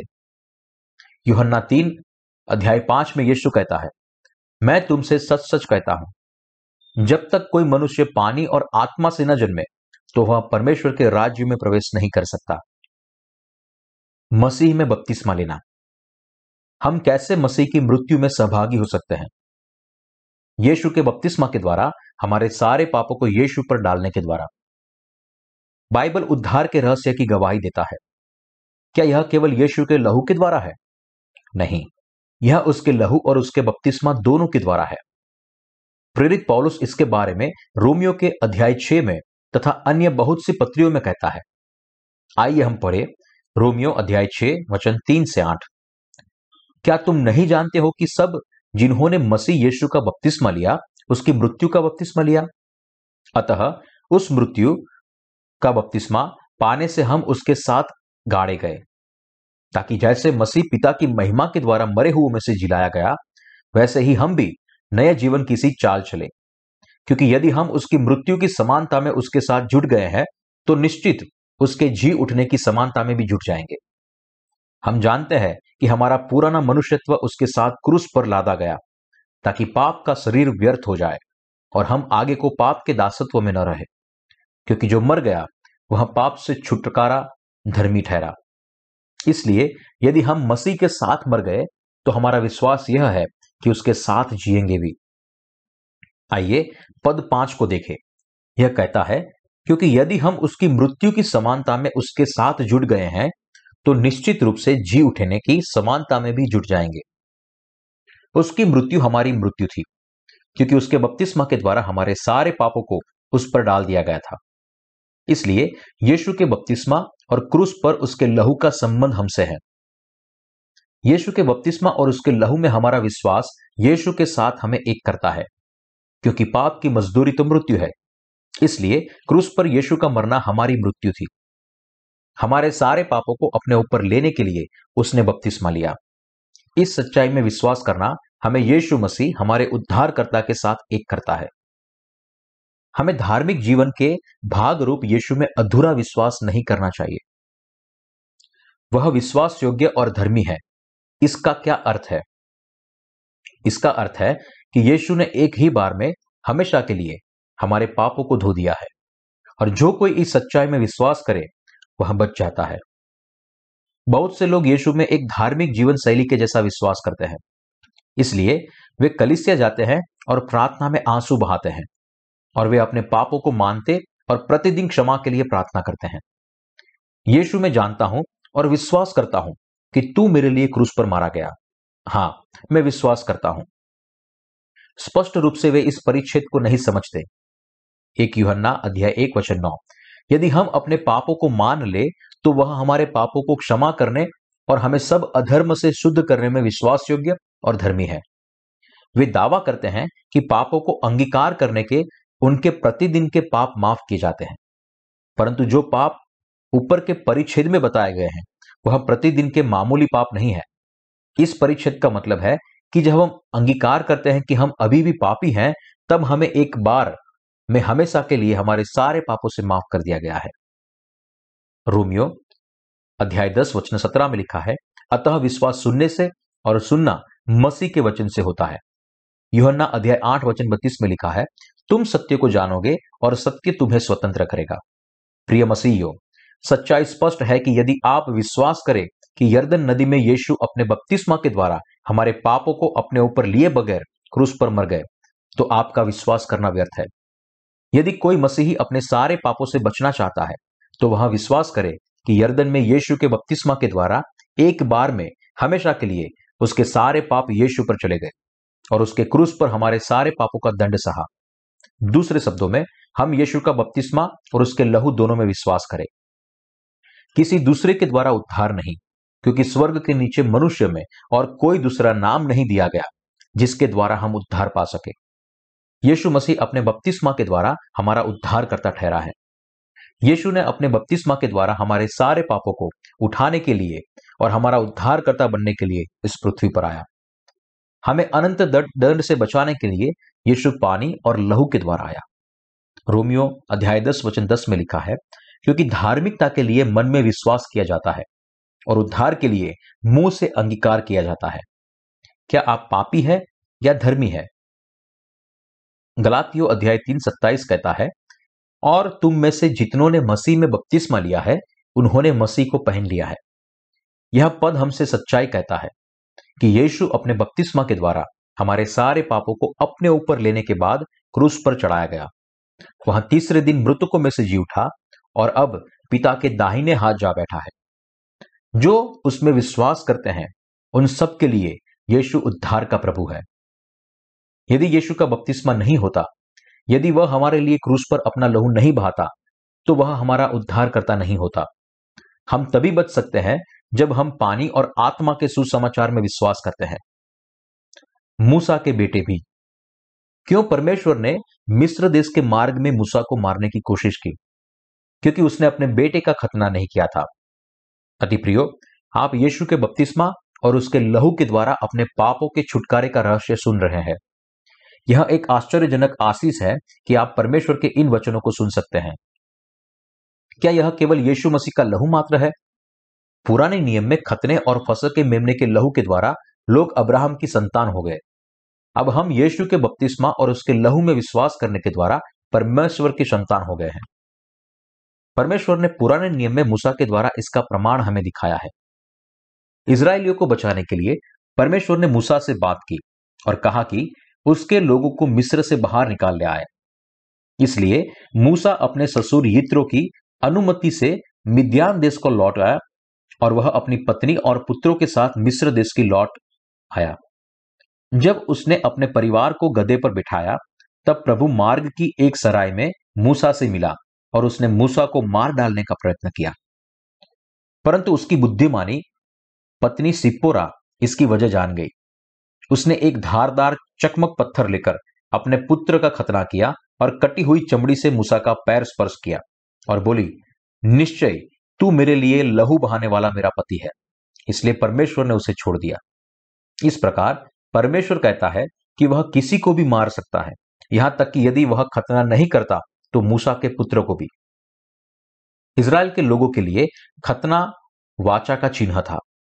वे जानते थे कि परमेश्वर अपने लोगों में से उसे नाश करेगा, अगुवे के पुत्र को भी, यदि वह खतना रहित बना हुआ तो। इसलिए जैसे कि वह अपने पुत्र का खतना होने से रोके रहा, परमेश्वर ने इस कारण मार्ग में मूसा को सावधान किया। बाइबल कहती है कि इस कारण सिप्पोरा ने अपने पुत्र की कटी चमड़ी को लेकर मूसा के पांव पर फेंक दिया और कहती है, तू लहू बहाने वाला पति है। खतने के लिए परमेश्वर की यही मांग थी। कोई भी पुरुष जिसने खतना नहीं किया, इजरायलियों के बीच में से नष्ट किया जाए। केवल वे ही जिनका खतना हुआ है फसह के मेमने का मांस खा सकते हैं और उस विधि में परमेश्वर के लोगों के समान शामिल हो सकते थे। प्रेरित पौलुस इब्रानी था। उसका जन्म के बाद 8वें दिन खतना किया गया था। उसने महान गुरु गमलीएल के चरणों में शिक्षा पाई थी और वह इसे स्पष्ट रीति से जानता था कि यीशु मसीह ने यरदन में क्यों बपतिस्मा लिया और क्यों उसे क्रूस पर चढ़ाया गया था। इसलिए प्रेरित पौलुस अपनी सभी पत्रियों में यीशु के बपतिस्मा के बारे में लिखता है। प्रेरित पौलुस साथ ही यीशु के लहू के द्वारा हमारे छुटकारे के कार्य के पूर्ण हो जाने के बारे में भी बताता है। उसका लहू केवल पापों से मुक्ति का अंतिम चरण था, जबकि सच्चा आत्मिक खतना यीशु के बपतिस्मा से होता है। उसके बपतिस्मा के बिना उसके लहू पर जोर देने का कोई लाभ नहीं है। प्रेरित पौलुस अक्सर यीशु के क्रूस के विषय में सीधे चर्चा करता है। ऐसा क्यों किया गया? क्योंकि वह हमारे उद्धार का अंतिम प्रमाण है। यदि यीशु सारे संसार के पापों को अपने ऊपर ले लेता, परंतु क्रूस पर अपना लहू बहाए बिना क्रूस पर हमारे लिए दंड सहता, तो हम संपूर्ण रूप से बचाए नहीं गए होते। इसलिए प्रेरित पौलुस बार बार क्रूस के विषय में चर्चा करता है। क्रूस हमारे उद्धार की प्रक्रिया में अंतिम और निर्णायक चरण है। यदि उद्धार की सच्चाई को बिना तोड़े मरोड़े इस पीढ़ी के हाथों में सौंप दिया जाए, तो इसके द्वारा बहुत से लोग पापों से मुक्त हो जाएंगे। परंतु दुर्भाग्यवश सच्चाई अंतिम दिनों में कहीं खो गई है और बहुत से लोग यीशु के बपतिस्मा के सच्चे अर्थ को समझे बिना केवल क्रूस के बारे में जानते हैं, क्योंकि उसका विश्वास केवल खोखले सुसमाचार में है। इसलिए वे अभी भी पापी है, चाहे वे कितने ही वर्षों से उत्साहित होकर यीशु में विश्वास क्यों न कर रहे हो। अपने धार्मिक जीवन के 10 वर्षों पश्चात, यहां तक कि 50 वर्षों के बाद भी वे पापी ही होंगे। मेरी गवाही, क्या परमेश्वर पापी की धार्मिकता पर ध्यान देता है? नहीं, वह न्यायी है। धर्मी वही है जो अपने पापों से मुक्त है, जिन्होंने यीशु के बपतिस्मा के द्वारा अपने सारे पापों को यीशु पर डाल दिया है। जब मैंने यीशु में विश्वास करना आरंभ किया, तब मैं 20 साल का था। इससे पहले मुझे नहीं मालूम था कि मैंने अपने जीवन में कितने पाप किए हैं, क्योंकि मैं परमेश्वर की व्यवस्था को नहीं जानता था। उस समय में परमेश्वर को जाने बिना अपनी जिंदगी अपनी तरह से जीता था। फिर मैं बीमार हो गया। अत्यधिक बीमार होने पर सोचने लगा कि मैं मर जाऊंगा। इसलिए मैंने निर्णय किया कि मृत्यु से पहले कम से कम अपने पापों से बचने के लिए कुछ करूंगा, क्योंकि मैंने सुना था कि यीशु मेरे जैसे पापी के लिए मारे गए थे। इसलिए मैंने उनमें से विश्वास करने का निर्णय किया। आरंभ में मैं बहुत ही आनंद एवं धन्यवाद से भरा था, परंतु कुछ समय के बाद यह अनुभूति फीकी पड़ने लगी। कुछ वर्षों के बाद ही ना चाहते हुए भी प्रत्येक दिन मैं नया पाप करने लगा। मैं फिर से पापी और पापी होता गया। 10 सालों के बाद सच्चाई यह थी कि मैं न बदलने वाला पहले जैसा एक पापी था। मैं एक विश्वासी और पापी दोनों था।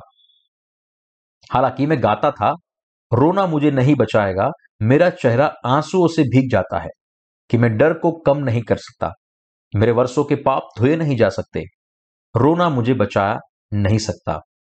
मैं प्रत्येक समय रोता रहता था कि मैंने पाप किए हैं। प्रिय परमेश्वर, कृपा मेरे पापों को क्षमा कीजिए। एक बार मुझे क्षमा कर दीजिए। मैं फिर कभी पाप नहीं करूंगा। इसके बाद मैंने फिर पाप नहीं किए। मैंने 3 दिनों तक प्रार्थना की। मैंने अपने आप को किनारे के कमरे में बंद कर लिया और 3 दिनों तक उपवास के साथ प्रार्थना की, क्योंकि मेरे विचारों में बहुत बोझ था। मैं रोता और परमेश्वर को क्षमा के लिए कहता। तीसरे दिन मैं अच्छा महसूस करने लगा और सोचने लगा कि मैंने अपने आप को उसकी उपस्थिति में पुनः पर समर्पित कर दिया है। फिर मेरे पापों को धो दिया गया। हालेलुया। अतः मैं कमरे के बाहर आया और कुछ समय के लिए फिर परिश्रम पूर्वक रहने लगा, लेकिन मैं जल्द ही फिर पाप करने लगा और मेरी निराशा बढ़ने लगी। मैं ऊपर की प्रक्रिया को बड़ी निराशा के साथ बार बार दोहराने लगा। प्रारंभ में यीशु में मेरा विश्वास बहुत ही कोमल था, परंतु इस घटना के बाद मैंने माना कि मेरे पाप बंद कमरे में धूल की परत की भांति अधिक मात्रा में बढ़ने लगे थे। 10 सालों के बाद जब मैं एक बदतर पापी हो गया, तब मैंने अपना जीवन विशेष ढंग से आरंभ किया। क्यों मैंने अपने जीवन में बहुत पहले यीशु में विश्वास नहीं किया? यीशु में विश्वास करना तो ज्यादा आसान था। यदि मैं 80 साल का होने तक इंतजार करता, इससे पहले मैं मर जाता। तब मैं पाप के प्रति सचेत नहीं था और मुझे प्रतिदिन पश्चाताप की आवश्यकता थी। मैंने सोचा कि परमेश्वर की इच्छा अनुसार जीवन जीऊंगा, परंतु यह असंभव था। यह मेरी समझ से बाहर था। ऐसा मैं सोच रहा था। मैंने खोज आरंभ की और परमेश्वर के लिए कुछ नया खोजने लगा। मैंने बहुत सा समय धर्म विज्ञान की पढ़ाई में लगा दिया, परंतु कुछ ही वर्ष के बाद मेरा हृदय और अधिक निष्फल हो गया। इसके पहले कि मैं धर्म सिद्धांतों के ऊपर किताबें पढ़ना शुरू करता, मैं अक्सर करता कि मैं संत दानियल के जैसा जीना चाहता हूं। कभी भी मैं आरामदेह बिस्तर में नहीं सोया। मैंने शपथ ली थी कि मैं कभी भी मौज मस्ती नहीं करूंगा। मैंने अपने आप को पूरी रीति से आवश्यकता ग्रस्त लोगों के लिए समर्पित कर दिया था। जिस समय मैंने इस संत के जीवन के विषय में पढ़ा, मैंने अपने आप को सन्यासी जैसे जीवन जीने का प्रयत्न किया। मैं सीमेंट के कठोर फर्श में घुटने टेकता और एक समय में घंटों तक प्रार्थना करता। तब मैं महसूस करता था जैसे कि मेरी प्रार्थना बहुत ही महत्वपूर्ण है, और उसके बाद मैं अपने आप से अच्छा महसूस करता था। परंतु 10 सालों के बाद मैं इसे और अधिक सहन न कर सका। इसलिए मैंने परमेश्वर से प्रार्थना की, प्रिय परमेश्वर, आप जो स्वर्ग में हैं, कृपा मुझे बचाइए। मैं संपूर्ण हृदय से आप पर विश्वास करता हूं। मैं जानता हूं कि मैं आपके लिए अपनी भक्ति को कभी बदल नहीं सकता, भले ही कुछ लोग मेरे गले पर चाकू रखे। यद्यपि मैं आप में संपूर्ण हृदय से विश्वास करता हूं, फिर भी मेरे हृदय के अंदर खालीपन क्यों है? क्यों मैं अत्यधिक हताश हूं? क्यों मैं दूसरों की अपेक्षा ज्यादा भ्रष्ट पापी हो गया हूं? मैंने पहले कभी पाप के बारे में ज्यादा नहीं सोचा। मैं विश्वास से आया हूं और अब मुझे आश्चर्य है, क्यों मैं इतने वर्षों से विश्वास करने के बाद भी अत्यधिक बदतर हो गया हूं। मेरे साथ यह क्या हो गया है? इसकी मुख्य बात वह थी कि मैं इसका कारण समझ गया। बिना अपने पापों से बचे मैं परमेश्वर में विश्वास करता था। उन दिनों में इस सच्चाई को नहीं जानता था और यह मुझे उत्साहित करने के लिए काफी था। मेरे हृदय में पाप था, तो कैसे मैं दूसरों को परमेश्वर के अनुग्रह से छुटकारे के बारे में कहता? कैसे मैं दूसरों को यीशु में विश्वास करने के बारे में बताता? मैंने बार बार परमेश्वर से प्रार्थना की, प्रिय परमेश्वर, मैं अति शीघ्र सेमिनरी से स्नातक होने जा रहा हूं। मेरा एक पास्टर के रूप में अभिषेक होगा, परंतु यदि मैं पाप के साथ पास्टर होता हूं, तो कैसे दूसरों पापी को छुटकारे के विषय में कह सकता हूं? मैं अपने आप में एक पापी हूं। और जब मैंने प्रेरित पौलुस के पत्र को पढ़ा, तो मैंने पाया कि जिसके पास मसीह का आत्मा नहीं, वह परमेश्वर की संतान नहीं है। परंतु यह महत्व की बात नहीं है कि मैंने कैसे शीघ्रता से खोजा कि आत्मा मुझ में नहीं है। मुझे ऐसा लगा कि आरंभ में वह था, लेकिन फिर वह गायब हो गया। क्या हुआ? कृपया प्रभु मुझे बताए, ऐसा क्यों है? वास्तव में कारण यह था कि मैं अंदर से सोचकर स्वयं भ्रमित था कि मैं यीशु में साधारण विश्वास के द्वारा बचा लिया गया। मैं इस समस्या पर अधिक समय तक दुखी था। परमेश्वर की प्रतिज्ञा है, जो लोग उसे उत्सुक शासक खोजते हैं, उन पर वह अपने आप को प्रकट करता है। अंत में वह अपनी सच्चाई में मुझे मिले। मैं यीशु में विश्वास करने के 10 साल बाद अभी भी एक पापी था, परंतु जब मैंने पुराने नियम में खतने के अर्थ को और नए नियम में आत्मिक खतने के अर्थ को खोज लिया, तब मुझे यीशु के बपतिस्मा और उसके लहू के रहस्य का पता चला। जब मैंने इस सच्चाई को समझ लिया और यीशु के बपतिस्मा के द्वारा उद्धार के रहस्य में विश्वास करने लगा, तब मेरे सारे दुख समाप्त हो गए। मेरी आत्मा हिम के समान श्वेत हो गई। यदि आपके लिए भी होगा, यदि आप यीशु के बपतिस्मा और लहू के सुसमाचार में विश्वास करते हैं, तो आप भी पाप रहित हो जाएंगे। हो सकता है अभी आप अपूर्ण हो, परंतु आप धर्मी होंगे। जब आप इस सच्चाई को अपने हृदय में ग्रहण करते हैं और इसे दूसरों को बताते हैं, तो वे भी बचाए जाएंगे और परमेश्वर की महिमा करेंगे और जोर से चिल्ला उठेंगे, हालेलुया। मैं उन सब भाइयों और बहनों को बधाई देना चाहता हूं जो बचा लिए गए हैं। हमारे सारे पापों से बचाने के लिए मैं यीशु की महिमा करता हूं, हालेलुया। हम खुशकिस्मत है कि हमारे सारे पापों से हम बचा लिए गए हैं। यह कितना अधिक महान आशीष है कि हम अपनी सारी खुशियों को केवल शब्दों के साथ प्रकट करने में असमर्थ हैं। आइए हम मिलकर एक गीत गाते हैं। उसका नाम पवित्र है, इसलिए कि हमने अब तक सभी प्राणियों के सामने उस पवित्र परमेश्वर की घोषणा नहीं की है। वह राज मिस्त्रियों के द्वारा त्यागे हुए पत्थर के समान बाहर फेंक दिया गया, परंतु उसका नाम मेरे हृदय में अत्यधिक बहुमूल्य रत्न बन गया है। यीशु का बपतिस्मा और उसका लहू सारे पापियों को उसके पापों से बचाने के लिए काफी है। हमारे हृदय से सारे पापों को कौन दूर करता है? यीशु का बपतिस्मा। यीशु मसीह ने अपने बपतिस्मा और लहू के द्वारा संसार के सारे पापों को धो दिया है। उसने हमारा आत्मिक रूप से खतना किया और अपनी संतान बनाया। यह नया जन्म पाए हुए का परमेश्वर है। पाप के लिए हमेशा दंड है, लेकिन यीशु ने हमें बचाने के लिए पानी में बपतिस्मा लिया और क्रूस का दंड सह लिया। उसके लहू के साथ हम सबको उसने बचा लिया और वह तीसरे दिन जी उठा। परमेश्वर पिता ने यीशु को मृतकों में से जीवित किया। यीशु का जीवन हमारा जीवन है और परमेश्वर की संतान होने का चिन्ह है। उसके बपतिस्मा ने हमारे सारे पापों को अपने ऊपर ले लिया और क्रूस पर यीशु का बहुमूल्य लहू प्रमाण है कि उसने हमारे बदले में दंड को सहा। प्रिय मित्रों, क्या आपके हृदय में यीशु के बपतिस्मा और उसके लहू का प्रमाण है? मैं आपसे फिर पूछता हूं, क्या हमारा उद्धार केवल यीशु के लहू से हुआ है? नहीं, यह यीशु के बपतिस्मा और उसके लहू दोनों के साथ आता है। पाखंडी कौन है? पाखंडी कौन है जो यीशु के बपतिस्मा में विश्वास का अंगीकार करने के द्वारा असफल होता है? प्रिय मित्रों, अपने प्रतिदिन के जीवन में यीशु में अपने विश्वास का अंगीकार करने के बावजूद क्या आप अभी भी एक पापी हैं? आप पापी हैं। चाहे आप यीशु में विश्वास करते हो, तब भी आप एक पाखंडी है। पाखंडी परमेश्वर की सच्चाई में विश्वास नहीं करते। तीतुस अध्याय 3 वचन 10 और 11 पाखंडी के बारे में कहते हैं।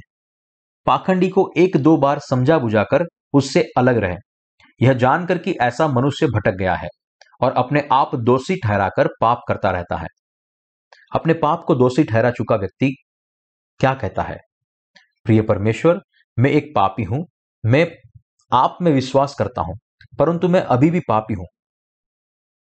चाहे कोई कुछ भी कहे, कोई बात नहीं, मैं एक पापी हूं और मैं जानता हूं कि यह सत्य है। परमेश्वर उसको कहता है, क्या तुम अभी भी पापी हो और अभी तक मेरी संतान नहीं हो? तब तुम एक पाखंडी हो और तुम्हें नरक की आग में डाला जाएगा। यदि आप अपने हृदय में यीशु के बपतिस्मा के सुसमाचार में विश्वास किए बिना यीशु में विश्वास करते हैं, यदि आप अपने आप को एक पापी के रूप में दोषी ठहराते हैं और परमेश्वर के आगे अंगीकार करते हैं कि आपका आत्मा पाप के साथ है, तब आप परमेश्वर के सन्मुख पाखंडी है। सच्चे विश्वासी कौन है? उद्धार के बारे में परमेश्वर की गवाही क्या है? पानी, लहू और आत्मा।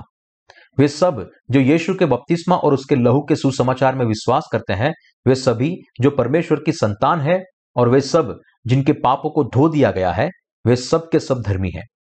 आप यीशु में विश्वास करने के बावजूद पापी कैसे हो सकते हो? एक पापी कभी भी परमेश्वर के राज्य में प्रवेश नहीं कर सकता।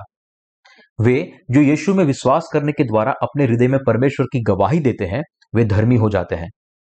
यीशु का बपतिस्मा और उसका लहू उसकी गवाही है। यीशु मसीह ने इस संसार में जो भी किया है, वह उद्धार की गवाही है। इसलिए जो कोई भी बपतिस्मा के सुसमाचार में विश्वास करने से इनकार करता है, जिसके द्वारा यीशु ने हमारे सारे पापों को अपने ऊपर ले लिया है, वह परमेश्वर से अलग कर दिए जाते हैं। प्रिय विश्वासी भाइयों एवं बहनों, क्या आप इस सुसमाचार को अपने हृदय में ग्रहण करेंगे कि पापियों का उद्धार न केवल यीशु के लहू मात्र से है, वरन यीशु के बपतिस्मा के पानी से भी है? जो कोई भी यीशु ने इस जगत में किए कार्यों पर विश्वास करता है, जो कोई भी पानी, लहू और आत्मा को ग्रहण करता है, उन्हें उनके सारे पापों से बचाया जाता है। यही पानी, लहू और आत्मा के सुसमाचार की सच्चाई और समझ है। यीशु ने अपने बपतिस्मा के द्वारा हमारे पापों से हमें परिपूर्ण रूप से धो दिया है। इसलिए सारी मनुष्य जाति का उद्धार उसके द्वारा है। अब यदि आपने यीशु में सच्चा विश्वास किया है तो यकीनन आप यहां पापी नहीं रहते हैं। यीशु ने हमें मृत्यु से पुनरुत्थित किया है। वह सारे आत्माओं को जो शैतान के धोखा खाए हुए हैं, परमेश्वर से दूर भटके हुए थे, उनको बचाता है। यीशु सारी खोई हुई आत्माओं को ढूंढना चाहता है।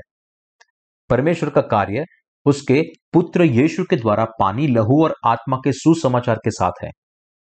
वह हमें पुकारता है और उसके द्वारा हम छुटकारे और उद्धार को पा सकते हैं।